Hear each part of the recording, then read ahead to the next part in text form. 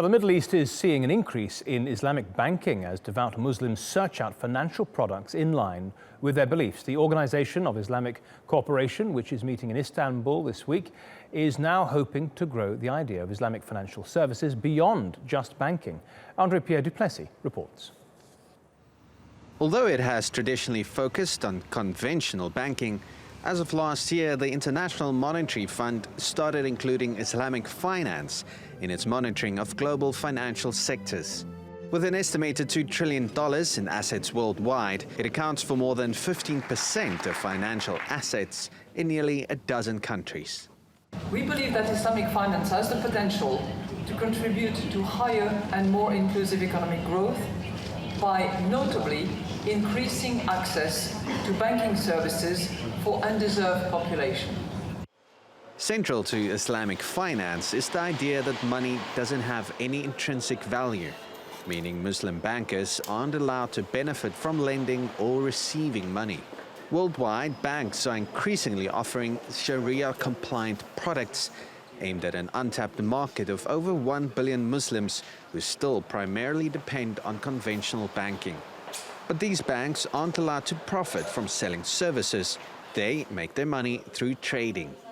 Instead of offering me an attractive interest rate, at this bank they're promising me a target profit. Basically, it's a promise by the bank that they will try to grow my money by investing it in compliant investments. That means the money I deposit at this bank is traded in Sharia-compliant businesses like Turkey's biggest retailer, BİM. It's applicable to such companies as retail, which owns or rents or leases assets like real estate or trucks or cars. So it is applicable to all those assets which are utilized for the business itself.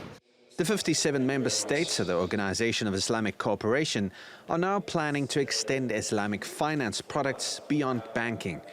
But with less than 5% of Muslims in countries like Turkey having an Islamic bank account, much still needs to be done to market the idea of banking without earning interest. Joining me now is RAFI-UDDIN, the CEO of Dinar Standard. Thank you so much for joining us. First of all, how does Islamic finance relate to the common man? Sure.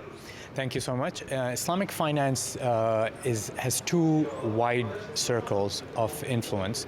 One is to the global Muslim population. When we look at over 1.6 billion citizens of the world, a lot of their needs are driven by Islamic law.